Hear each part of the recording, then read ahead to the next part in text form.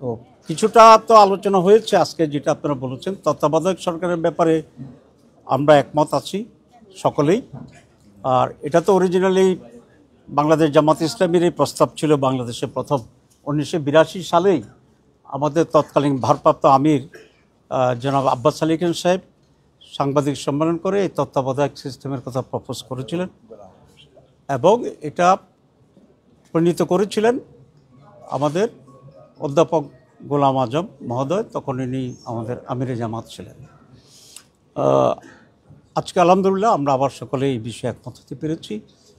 এটা ফরমেশন নিয়ে আমাদের ভিতরে একটু ডিফারেন্স হচ্ছে। বাংলাদেশ জামাত ইসলামী যেটা বলেছে সেটা ফার্স্ট রিটার্নিং প্রধান বিচারপতি, এভাবে ওনাকে না পেলে বিচারপতি, আবার বিচারপতি, আবার বিচারপতি। 6th এসে আমরা বলেছি যে যদি এই জায়গায় আমরা কোনোভাবেই আসতে না পারি তাহলে প্রেসিডেন্ট সকল রাজনৈতিক দলগুলো যেগুলো পার্লামেন্টকে রিপ্রেজেন্ট করে বা এই নির্বাচনের পরে যেটা করবে তাদের সমন্বয়ে আলোচনার মাধ্যমে একজন ব্যক্তিকে প্রধান উপদেষ্টা করা হবে, যেটা আমরা 91-এ শাহাবুদ্দিন সাহেবকে আমরা সেভাবে সিলেক্ট করেছিলাম। অনেকের প্রস্তাবিত ছিল এবং কমিশনেরও প্রস্তাব ছিল যে যদি এটা আমরা ফেল করি তাহলে প্রেসিডেন্টকেই তত্ত্বাবধায়ক সরকার হিসাবে আবার সে দায়িত্বটা দেওয়া। এক্ষেত্রে প্রায় সকলেই দ্বিমত পোষণ করেছে।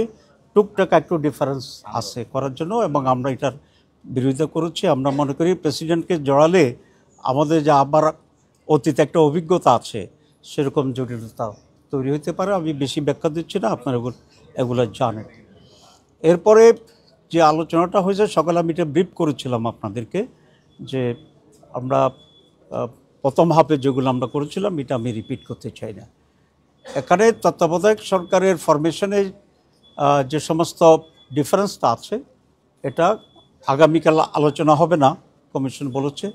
এই পর্যায়ে স্থগিত রেখে এটা পরবর্তী আবার যে আলোচনা শুরু হবে তখন এই বিষয়ে আমরা একটা চূড়ান্ত সিদ্ধান্ত গ্রহণ করতে পারবো। তো আজকে বেসিক্যালি সকালে আমরা ঐকমত্য হয়েছি একটা বিষয়ে যেটা ডিলিমিটেশনের ব্যাপারে আমরা বলেছিলাম। আর এখানে তত্ত্বাবধায়ক আবার ফিরে আসবে এটা ব্যাপারে আমরা সব একমত হয়েছি এবং সুপ্রিম কোর্টেও এই বিষয়ে একটা মামলা আছে, এটা রায় হয়ে যাবে এবং আমরা করি এটা পজিটিভ হবে। আপনাদের সবাইকে ধন্যবাদ।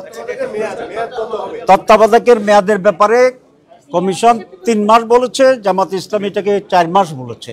4 মাস জি।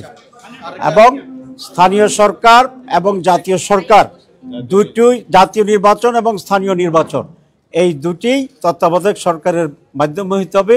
এটা আমাদের দাবি এবং এটা আমাদের অভিজ্ঞতা যে তত্ত্বাবধায়ক সরকার না হলে যেমনি জাতীয় নির্বাচন কোনো নির্বাচনে হয় না, দলীয় সরকারের অধীনে একইভাবে স্থানীয় নির্বাচনও কোনো নির্বাচন হয় না। দুটাকেই তত্ত্বাবধায়ক সরকারের অধীনে হতে হবে, এটা আমাদের দাবি।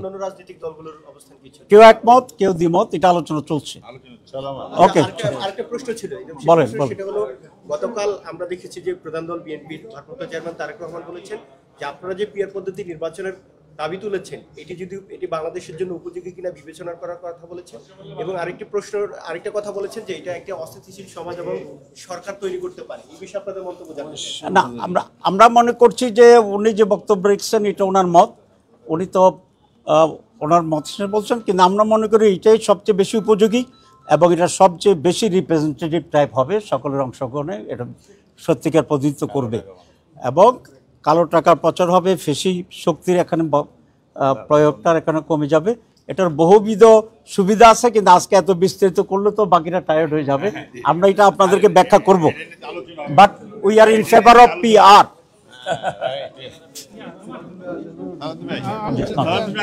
জি,